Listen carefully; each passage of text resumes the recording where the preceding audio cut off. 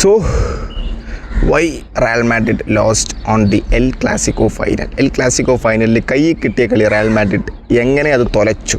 Okay, അതിനെപ്പറ്റിയുള്ളൊരു video ആയിരുന്നു actually ഞാൻ ഈ ഒരു വീഡിയോ ഉദ്ദേശിച്ചത്. പക്ഷേ ഇന്ന് രാവിലെ എണീറ്റപ്പോൾ ഞാൻ ആദ്യം തന്നെ കണ്ട ഒരു ന്യൂസ് എന്ന് പറയുന്നത് സാബി അലൻസോ ഈസ് സാക്ഡ്.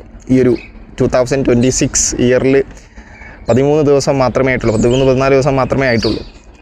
പക്ഷേ മൂന്നാമത്തെ കോച്ചാണ് സാക്ക് ചെയ്യുന്നത്. റയൽ മാഡ്രിഡിന് മാത്രമല്ല കേട്ടോ, ഇംഗ്ലീഷ് പ്രീമിയർ ലീഗിൽ നിന്നും ഇതൊക്കെയായിട്ട് ഫേമസ് നോൺ കോച്ചസ് മൂന്നാമത്തെയാണ് ഇപ്പോൾ സാക്ക് ചെയ്യുന്നത്. റയൽ മാഡ്രിഡിൻ്റെ ആരും ഒട്ടും എക്സ്പെക്റ്റ് ചെയ്തതല്ല ഈ ഒരു സാബി അലൻസോയുടെ ഈ ഒരു സാക്കിങ്. ഓക്കെ, നമ്മൾ ആ ഒരു മാഞ്ചസ്റ്റർ സിറ്റിക്കെതിരെയുള്ള ആ ഒരു പരാജയത്തിന് ശേഷം നമ്മൾ എക്സ്പെക്ട് ചെയ്തിരുന്നു ചിലപ്പോൾ മേ ബി സാക്ക് ചെയ്യും എന്നുള്ളത്. പക്ഷേ റയൽ മാഡ്രിഡ് വീണ്ടും ഒരു സ്റ്റേറ്റ്മെൻറ്റ് പുറത്തിറക്കുന്നു, ഞങ്ങൾ സാബി അലൻസോയിൽ കംപ്ലീറ്റ്ലി വിശ്വസിച്ചിട്ടാണ് നിൽക്കുന്നത്.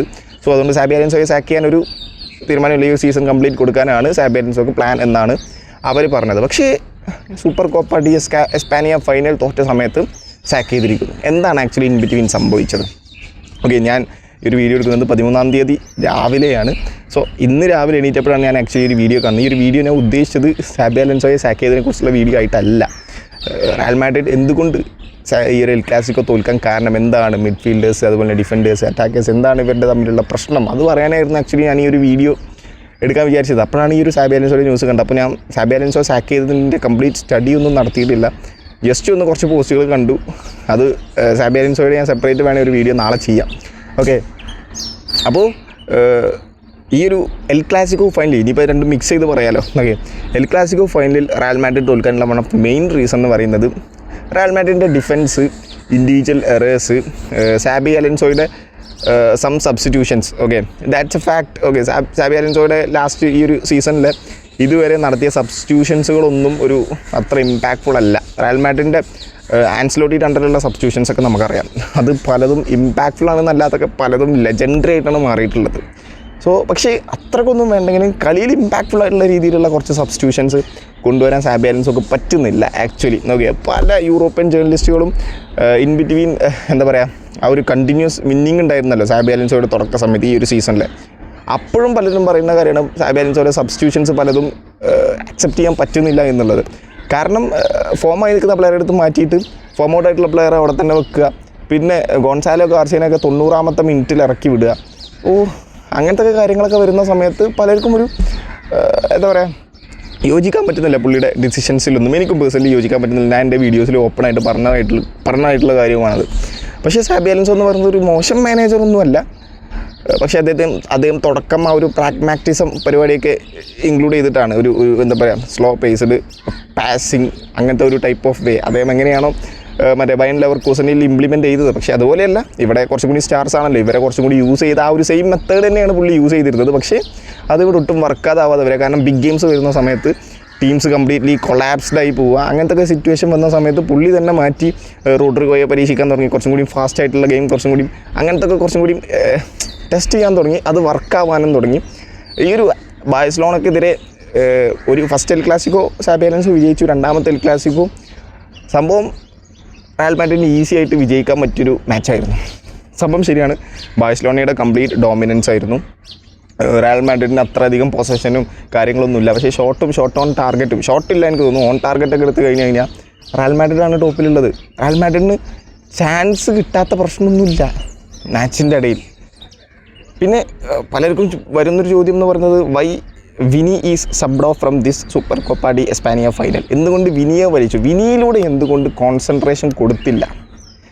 ഓക്കെ, വിനിക്ക് കുറച്ചും കൂടി കോൺസെൻട്രേഷൻ കൊടുത്തിരുന്നു എന്നുണ്ടെങ്കിൽ കുറച്ചും കൂടി ഗോൾ വന്നേനെ. അപ്പോൾ ഈ ഒരു സീസണിൻ്റെ തുടക്കത്തിൽ ഓക്കെ എംബാപ്പയ്ക്ക് ഭയങ്കരമായിട്ട് കോൺസെൻട്രേഷൻ കൊടുക്കുന്നത് നമ്മൾ കണ്ടു. എംബാപ്പയിലൂടെ ഗോൾ വരുന്നത് ഒരു പരിധി വരെ ലീഗിലൊക്കെ വർക്കൗട്ട് ആയിട്ടുണ്ട്. എംബാപ്പെ നല്ലപോലെ ഗോൾ സ്കോർ ചെയ്തിട്ടുണ്ട്, ലീഗിലൊരു പരിധി വരെ വർക്കൗട്ട് ആയിട്ടുണ്ട്, ഇല്ല എന്നൊന്നും ഞാൻ പറയുന്നില്ല. ഓക്കെ, പക്ഷേ അത് എംബാപ്പെ ഫോം ആയിരിക്കുന്ന സമയത്ത് അങ്ങനെ ചെയ്തോട്ടെ, കുഴപ്പമില്ല. വിനി ഫോം ആവുന്ന സമയത്ത് എന്തുകൊണ്ട് വിനിയിലോട്ട് കോൺസെൻട്രേഷൻ കൊടുക്കുന്നില്ല? വിനിക്ക് ഈ ഒരു എൽ ക്ലാസിക്കോ ഫൈനലിൽ വളരെ കുറച്ച് പാസസ് മാത്രമേ കിട്ടിയിട്ടുള്ളൂ. അവർ റൈറ്റ് വിങ്ങിൽ കൂടെ ആയിരുന്നു മാക്സിമം കളിച്ചുകൊണ്ടിരുന്നത്. അത് സാബി അലൻസോ വളരെ കൃത്യമായിട്ടുള്ള ഇൻസ്ട്രക്ഷൻ കൊടുക്കണമായിരുന്നു വിനിയിലോട്ട് പാസ് ചെയ്യാൻ വേണ്ടി. കാരണം വിനിക്ക് കൊടുക്കുന്ന ഓരോ ബോളും ഡേഞ്ചറസ് ആയിട്ടുള്ള സിറ്റുവേഷൻ ആയിരുന്നു. പിന്നെ എംബാപ്പയെ ഇറക്കിയിട്ടുള്ള ഒരു ടൈമിങ് അതും വളരെ മോശമായിട്ട് എനിക്ക് തോന്നി. പക്ഷേ ആ ഒരു വിനിയിലൂടെ എന്നാലും കുറച്ചും കൂടി കോൺസെൻട്രേഷൻ കൊണ്ടുവന്നിരുന്നു എന്നുണ്ടെങ്കിൽ എംബാപ്പെ അവിടെയുണ്ട്, വിനി അവിടെയുണ്ട്. സോ വിനീനെ കൊണ്ട് കുറച്ചും കൂടി ക്രിയേറ്റീവായിട്ടുള്ള പാസും കൊടുക്കാൻ പറ്റുന്നുണ്ടായിരുന്നു. വിനി റോഡ്രിഗോ കോമ്പിനേഷൻ അവിടെ എൽ ക്ലാസിക്കോയിൽ നടക്കുന്നുണ്ടായിരുന്നു ആ ഒരു മാച്ചിൻ്റെ ഇടയിൽ. റോഡ്രിഗോ കുറച്ച് ഔട്ട് ഓഫ് ഫോം ആയിരുന്നു. പക്ഷേ വിനിയുമായിട്ട് ലിങ്കപ്പ് ചെയ്യുന്ന സമയത്ത് അവർ തമ്മിലുള്ളൊരു കോമ്പിനേഷൻ നടക്കുന്നുണ്ടായിരുന്നു. ഡേഞ്ചറസ് ആയിട്ടുള്ള കുറേ സിറ്റുവേഷൻസ് വരുന്നുണ്ടായിരുന്നു. പക്ഷേ അൺഫോർച്ചുനേറ്റ്ലി വിനിയെ സബ് ചെയ്തു. അത് കഴിഞ്ഞിട്ട് സാബി അലോൻസോ പറഞ്ഞു വിനിക്ക് ക്രാംസ് ഉണ്ട്, അതുകൊണ്ടാണ് അദ്ദേഹത്തെ പിൻവലിച്ചത് എന്നുള്ളത്. പക്ഷേ ഒരു 8 മിനിറ്റും കൂടി വിനിയെ നിർബന്ധിച്ച് അവിടെ നിർത്തണമായിരുന്നു. എനിക്കങ്ങനെയാണ് പേഴ്സണലി തോന്നിയത്. എനിക്കറിയില്ല, ചിലപ്പോൾ ഇത് മണ്ടത്തരാണോ അല്ലയോ എന്ന് എനിക്കറിയില്ല. പക്ഷേ അവിടെ നിർബന്ധിച്ച് നിർത്തിയിരുന്നു എന്നുണ്ടെങ്കിൽ മേ ബി അവിടെ ഒരു ഗോൾ വന്നേനെ. പിന്നെ വിനിയിലോട്ട് കുറച്ചും കൂടി കോൺസെൻട്രേഷൻ. ആരാണോ ഫോം ആയത്, വിനി ഓർ എംബാപ്പെ രണ്ടും സ്റ്റാർസാണ് അവിടെ. ഇവർ രണ്ടുപേരും ഏത് സമയം എപ്പോൾ വേണമെങ്കിലും ഇൻക്രെഡിബിൾ പെർഫോമൻസ് പുൾ ഓഫ് ചെയ്യാൻ പറ്റിയ ടൈപ്പ് ഓഫ് പ്ലേയേഴ്സാണ്. റോഡ്രിഗോയും ഉണ്ട് അവിടെ. അപ്പോൾ ഇവർ ഫോം ആയി കഴിഞ്ഞാൽ ഇവരിലോട്ട് ശ്രദ്ധ കോൺസെൻട്രേറ്റ് ചെയ്യുക. എംബാപ്പയിലോട്ട് കോൺസെൻട്രേറ്റ് ചെയ്തതുപോലെ വിനിയിലോട്ട് എൽ ക്ലാസിക്കോ ഫൈനലിൽ കോൺസെൻട്രേറ്റ് ചെയ്തിരുന്നു എന്നുണ്ടെങ്കിൽ കപ്പും കൊണ്ടുപോരാൻ വരുന്നു. അങ്ങനെ സ്പോട്ട് ഓൺ ഡിസിഷൻസിൽ പല ഭയങ്കര ഇമ്പോർട്ടൻസ് ഉണ്ട്. അത് സാബി അലോൻസോക്ക് എൽ ക്ലാസിക്കോ ഫൈനലിൽ എടുക്കാൻ പറ്റിയില്ല. തിബോ കോർട്ടുവ മാച്ച് കഴിഞ്ഞ് വളരെ കൃത്യമായിട്ട് പറഞ്ഞു വിനി ജൂനിയർ ആയിരുന്നു ഇന്നത്തെ മാച്ചിൽ ടച്ച് ഉണ്ടായിരുന്ന പ്ലെയർ. സോ അദ്ദേഹത്തിലോട്ട് കുറച്ചും കൂടി കോൺസെൻട്രേഷൻ കൊടുത്തിരുന്നു എന്നുണ്ടെങ്കിൽ മാച്ച് വിജയിക്കാമായിരുന്നു എന്ന് വളരെ കൃത്യമായിട്ട് തിബോ കോർട്ടുവ പറഞ്ഞു. എനിക്കും പേഴ്സണലി ആ ഒരു അഭിപ്രായമാണ്. ഞാൻ എൻ്റെ റിവ്യൂവിൽ ഓൾറെഡി പറഞ്ഞ കാര്യമാണ്. എന്നാലും എനിക്ക് പേഴ്സണലി ആ ഒരു അഭിപ്രായമാണുള്ളത്. വിനിയിലോട്ട് കുറച്ചും കൂടി കോൺസെൻട്രേഷൻ കൊടുത്തിരുന്നു എന്നുണ്ടെങ്കിൽ. ഓക്കെ, പിന്നെ ബെല്ലിംഗാം എൽ ക്ലാസിക്കോ ഫൈനലിൽ വളരെ മോശം പെർഫോമൻസ് ആയിരുന്നു. അതുകൊണ്ടായിരുന്നു വിനിക്ക് കുറച്ചും കൂടി ബോൾ കിട്ടാതിരിക്കാതിൻ്റെ മെയിൻ കാരണം. ബെല്ലിംഗാം അവിടെ ഉണ്ടോ, ബാഴ്സലോണ ഓഡിയൻസിൻ്റെ ട്രോളൊക്കെ കയറുന്ന സമയത്ത് എനിക്ക് ചിരി വരുന്നുണ്ട്. പക്ഷേ ബെല്ലിംഗാം അവിടെ ഉണ്ടായിരുന്നോ ഇല്ലേ എന്ന് പോലും നമുക്ക് അറിയാൻ പറ്റാത്ത സിറ്റുവേഷൻ ആയിരുന്നു. അങ്ങനെയും പൊട്ടിക്കളഞ്ഞു പോയി ബെല്ലിംഗാമിന്. ലാസ്റ്റ് സൂപ്പർ കോപ്പ ഡി എസ്പാനിയ ഫൈനലും ഈ ഒരു സെയിം സിറ്റുവേഷൻ ആയിരുന്നു. 5-2 എന്നുള്ള സ്കോറിന് തോറ്റില്ലേ, അന്നും ബെല്ലിംഗാം ഭയങ്കര ഔട്ട് ഓഫ് ഫോം ആയിരുന്നു. ആ ഒരു സെയിം സിറ്റുവേഷൻ തന്നെയാണ് ഈ ഒരു സൂപ്പർ കോപ്പ ഡി എസ്പാനിയ ഫൈനലിലും വന്നത്. പൊതുവെ ബെല്ലിംഗാം ഭയങ്കരമായിട്ട് വർക്ക് റേറ്റ് ചെയ്യുന്ന പ്ലെയറാണ്. പക്ഷേ അൺഫോർച്ചുനേറ്റ്ലി അദ്ദേഹം ഔട്ട് ഓഫ് ഫോം ആയി. അതിനൊന്നും പറയാനില്ല, ഔട്ട് ഓഫ് ഫോം ആയി. പ്ലെയേഴ്സാണ് ചില മാച്ചസിൽ ഔട്ട് ഓഫ് ഫോം ആവും. പക്ഷേ അത് ഈ വിനിയെ കുറച്ച് ബാധിച്ചു. കാരണം ബെല്ലിംഗാം ആയിരുന്നു കുറച്ചും കൂടി വിനിക്ക് കുറച്ചും കൂടി അധികം പാസസൊക്കെ കൊടുത്തിരുന്നത്. അതവിടെ അങ്ങ് സ്റ്റക്കായിപ്പോയി. പിന്നെ കരേരാസിലൂടെ ആയിരുന്നു പിന്നെ ആകെ കിട്ടിയിരുന്നത് ബോൾ. ബാക്കിയുള്ളവരൊക്കെ റൈറ്റിലേക്കാണ് കൊടുത്തുകൊണ്ടിരുന്നത്. ഐ ഡോണ്ട് നോ വൈ, എന്തുകൊണ്ടാണ് റൈറ്റ്. സാബി അലോൻസോ വളരെ കൃത്യമായിട്ടുള്ള ഇൻസ്ട്രക്ഷൻ കൊടുക്കണമായിരുന്നു. വിനീൻ്റെ കയ്യിൽ എപ്പോഴൊക്കെ ബോൾ കിട്ടുമോ ബാഴ്സലോണയുടെ ഡിഫൻസ് പോയി, കയ്യിൽ നിന്ന് പോയി. അങ്ങനത്തെ സിറ്റുവേഷനാണ്. പെഡ്രിയൊക്കെ തലയെ കൈവച്ച് വിനീൻ്റെ കയ്യിൽ ബോൾ കിട്ടുന്ന സമയത്ത്. ഓക്കെ, അതാണ് അവിടെ ഉണ്ട് റയൽ മാഡ്രിഡിന് ലോസ് ചെയ്യാനുള്ള one of the main reason എന്ന് പറയുന്നത്. പിന്നെ മെയിൻ റീസൺ ഞാൻ പറയണ്ടല്ലോ, ഡിഫൻസ്. Of course defence. എത്ര ഇൻഡിവിജ്വൽ എറേഴ്സാണ് അവർ വരുത്തിയത്. രണ്ടാമത്തെ ലെവൻഡോസ്കിയുടെ ആ ഒരു ഗോൾ വന്ന സമയത്ത് ചെമിനി CB ആയിട്ടായിരുന്നു കുറച്ച് കളിച്ചിരുന്നത്. ഞാൻ വിചാരിച്ചു DMF ആയിട്ടാണ്, കുറച്ചൊക്കെ CB ആയിട്ടാണ് അദ്ദേഹം കളിച്ചിരുന്നത്.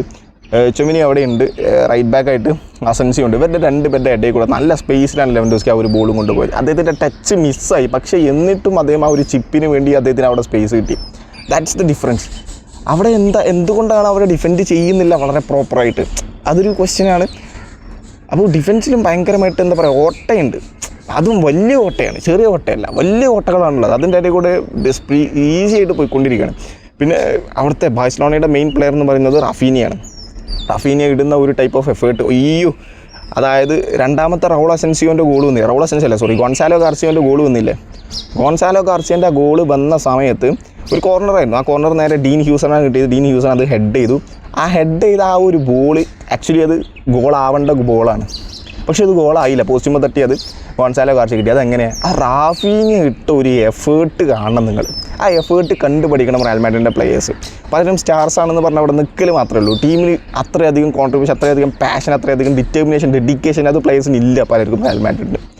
ഇത് കണ്ടുപഠിക്കേണ്ട കാര്യമാണ്. ടു ബി ഫ്രാങ്ക് പറയില്ല, ആ ചെങ്ങായി അപ്പം അവിടെ ഇട്ടൊരു എഫേർട്ട് ചാടി ആ ഒരു ബോൾ ജസ്റ്റ് ഒരു ചെറിയ ഇഞ്ചിൻ്റെ ടച്ചേ ഉള്ളൂ അവിടെ ഹെഡിൽ.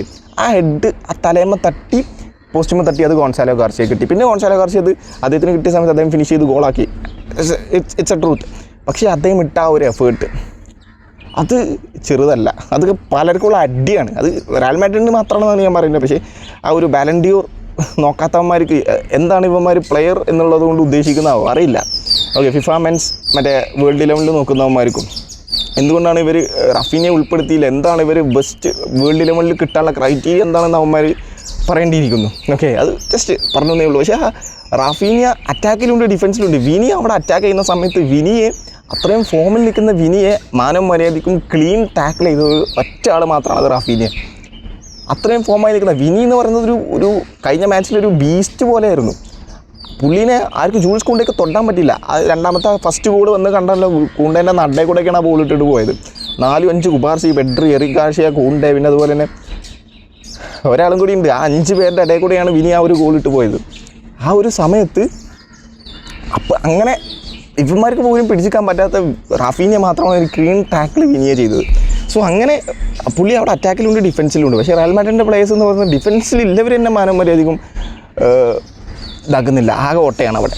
അപ്പോൾ അതൊക്കെയായിരുന്നു മെയിൻ പ്രശ്നം. സാബിയാണ് മെയിൻ പ്രശ്നം എന്നൊന്നും ഞാൻ പറയില്ല. പക്ഷേ സാബിയുടെ ചില സബ്സ്റ്റിറ്റ്യൂഷൻ ഡിസിഷൻസൊക്കെ ചിലത് പരാജയമാണ്. Okay, that's a fact. ഇനിയിപ്പോൾ എന്തായാലും കഴിഞ്ഞു, പുള്ളി ഇറങ്ങിപ്പോയി. പുള്ളി തന്നെ സ്വയം ഇറങ്ങിപ്പോയതാണെന്നും പറയുന്നുണ്ട്. റയൽ മാഡ്രിഡ് അദ്ദേഹത്തെ സാക്ക് ചെയ്തതാണെന്നും പറയുന്നുണ്ട്. സ്വയം ഇറങ്ങിപ്പോയതാണ് ഫെബ്രിസിയോ ഒക്കെ പറയുന്ന അനുസരിച്ച്. ഓക്കെ, ഞാൻ പറഞ്ഞല്ലോ, ഞാൻ അത്രയധികം സ്റ്റഡി നടത്തിയിട്ടില്ല, ഇതുവരെ നോക്കിയതനുസരിച്ച് ഫെബ്രിസിയോ ഒക്കെ പറയുന്ന അനുസരിച്ച് എംബാപ്പെ ആ ഒരു guard of honour Super Copa de Espana ഫൈനലിൽ ബാഴ്സലോണക്ക് കൊടുക്കാൻ നിന്ന സമയത്ത് സാബി അലൻസോ റെഡിയാണ് ബാഴ്സലോണക്ക് കൊടുക്കാൻ. പക്ഷേ എംബാപ്പെ അത് റിഫ്യൂസ് ചെയ്തു. അത് കംപ്ലീറ്റ്ലി റയൽ മാഡ്രിഡിൻ്റെ അല്ലെങ്കിൽ സാബി അലൻസോയുടെ കോച്ചിനെയും കോച്ചിങ് അതോറിറ്റിയെയും ത്രട്ടൻ ചെയ്യുന്ന രീതിയിലുള്ളൊരു പരിപാടിയാണ്. അതുകൊണ്ടാണ് സാബി അലൻസോ ഇറങ്ങിപ്പോയത് എന്നുള്ള രീതിയിൽ പറയുന്നുണ്ട്. പിന്നെ പല മാധ്യമങ്ങളും ഓഫ് കോഴ്സ് വിനിയെ പേര് എടുത്തിടുമല്ലോ, വിനി കോൺട്രാക്ട് എക്സ്റ്റെൻഡ് ചെയ്യാത്തതിൻ്റെ കാരണം സാബിയാണ്. സോ അതുകൊണ്ട് അതുപോലത്തെ ഒരു പ്ലെയർ എക്സ്റ്റെൻഡ് ചെയ്യാത്തതിന് സാബി അലൻസോ കാരണമായതുകൊണ്ട് അദ്ദേഹത്തിന് പ്രശ്നങ്ങളുണ്ട്. സോ അതുകൊണ്ടും കൂടിയാണ്. പിന്നെ വേറൊരു കാരണം lack of respect in locker റൂമിൽ റെസ്പെക്റ്റ് ഇല്ലാത്തത് കൊണ്ടും കൂടിയാണ് സാബി അലൻസോ ഇറങ്ങിപ്പോയത്. ഇൻ ബിറ്റ്വീൻ പ്ലെയേഴ്സിൻ്റെ ഈഗോ ശരിയാക്കി മടുത്തു, അവരുടെ ഇടയിൽ നിന്ന് ഇതാക്കാൻ വയ്യ എന്നുള്ള ഒരു മടുത്തിട്ട് ഇറങ്ങിപ്പോയതാണ് എന്നുള്ള രീതിയിലും പല നരേഷൻസും ഉണ്ട്. ഏതാണ് ഇതിൽ കൺഫേം ആയതെന്ന് എനിക്കും അറിയില്ല. പലതും ഞാൻ പറഞ്ഞല്ലോ, ഞാൻ വായിച്ച കാര്യമാണ്. ഇത്രയും അധികം പോസിബിലിറ്റീസ് ഉണ്ട് സാബി അലൻസോ ഇറങ്ങിപ്പോകാതിൻ്റെ കാരണം. ഇതെന്തോന്നിട്ട് ഇത് ഒരു റയൽ മാഡ്രിഡ് ടീമാണിത്. എന്തൊക്കെയാണ് അവിടെ സംഭവിച്ചത്? ഈഗോകളുടെ ഒരു പ്രശ്നം എന്നൊക്കെ പറഞ്ഞു കഴിഞ്ഞാൽ മൊത്തത്തിൽ ഇങ്ങനൊന്നും അല്ലായിരുന്നു റയൽ മാഡ്രിഡ്. ഇതൊന്നും അല്ല, ഇങ്ങനെയല്ല നമുക്ക് റയൽ മാഡ്രിഡ് ടീമിനെ വേണ്ടത്. കപ്പുകളടിക്കുന്ന, വളരെ വീറും വാശിയോടും കൂടിയും കളിക്കുന്ന ഒരു ടീം. ഇതെന്താണിത്? ഒരുമാതിരി ഈഗോ, കോച്ച് ഇറങ്ങി പോവുക, ബാഴ്സലോണയോട് എൽ ക്ലാസിക്കോയിൽ പരാജയപ്പെടുക. പക്ഷേ നല്ല ടൈറ്റ് മാച്ച് ആയിരുന്നു. ലാസ്റ്റ് സീസണിലെ പോലെ അല്ല. ഡിഫൻസ് ഒരു സുഖമില്ല, മിഡ്ഫീൽഡേഴ്സ് ചില സമയത്ത് ആവശ്യമുള്ള സമയത്ത് ഫോം ആവുന്നില്ല, എന്തൊക്കെയാണ് നടക്കുന്നുണ്ട്. സോ ബേസിക്കലി ഇത്രയൊക്കെയാണ് എനിക്ക് എൽ ക്ലാസിക്കോ ഫൈനലിൽ തോൽക്കാനുള്ള ഒരു കാരണം എന്ന് എനിക്ക് പേഴ്സണലി തോന്നിയത്. നിങ്ങളുടെ അഭിപ്രായം ജസ്റ്റ് കമൻറ്റ് ബോക്സിൽ രേഖപ്പെടുത്തിക്കോ. ഞാൻ ഇന്ന് രാവിലെ എണീറ്റപ്പോൾ തന്നെ കണ്ടത് എൻ്റെ ലാസ്റ്റ് വീഡിയോയുടെ താഴെ ഒരുത്ത കമൻറ്റ് ഇട്ടാണ് ഞാൻ വിനി ഒരു 16 ഗോൾ കോൺട്രിബ്യൂഷൻ ഫൈനലിൽ വരുത്തിയല്ലോ, അപ്പോൾ വിനി ലെജൻഡായി മാറി എന്നൊക്കെ പറഞ്ഞു റയൽ മാഡ്രിഡ്. അപ്പോൾ പറഞ്ഞു നിങ്ങളെ ലെജൻഡ് കാരണം ഇപ്പോൾ സാബി അലൻസോ ഇറങ്ങിപ്പോയി എന്നൊക്കെ പറഞ്ഞുകൊണ്ട് ഒരുത്തൻ്റെ കമൻറ്റ്. അതാണ് രാവിലെ എണീറ്റപ്പോൾ തന്നെ ഞാൻ ആ ഒരു കമൻറ്റ് കണ്ടത്. സോ എന്തായാലും സാബി അലൻസോ പോയി. പിന്നെ റയൽ മാഡ്രിഡിൻ്റെ അണ്ടർ 19 ടീം, പുള്ളിയുടെ പേര് എനിക്കറിയില്ല, ഞാൻ സൈഡിൽ ഫോട്ടോ വെക്കാം. പുള്ളിയാണ് ഇനി ഒരു ഇൻ്ററിം കോച്ചായിട്ട് പുള്ളിയെയാണ് വെക്കാനാണ് പ്ലാൻ എന്നാണ് ഇപ്പോൾ കറൻ്റ് എടുത്ത തീരുമാനം. ഇനി വേറെ കോച്ചസ്മാർ വരുമോ ഇല്ലയെന്നൊന്നും അറിയില്ല. റയൽ മാഡ്രിഡാണ്, ചിലപ്പോൾ ബിഗ് നെയിംസൊക്കെ വന്നേക്കാം. ഇതുവരെ അങ്ങനെ റൂമേഴ്സും കാര്യങ്ങളൊന്നും ഇതുവരെ വന്നിട്ടില്ല, കാരണം പെട്ടെന്നുള്ള ഇറങ്ങിപ്പോക്കായതുകൊണ്ട് തന്നെ റൂമേഴ്സും കാര്യങ്ങളൊന്നും വന്നിട്ടില്ല. സോ ഇനി ആര് റയൽ മാഡ്രിഡിനെ ടേക്കപ്പ് ചെയ്യും, ഈ ഇൻ്ററിം മാനേജർ വെച്ച് തന്നെ ഈ ഒരു സീസൺ മൊത്തം കംപ്ലീറ്റ് ചെയ്യുമോ, UCL പോലത്തെ ബിഗ് മാച്ചസ് അവിടെ ഉണ്ട്. സോ നമുക്ക് നോക്കാം. എന്തായാലും താങ്ക് യു സോ മച്ച്.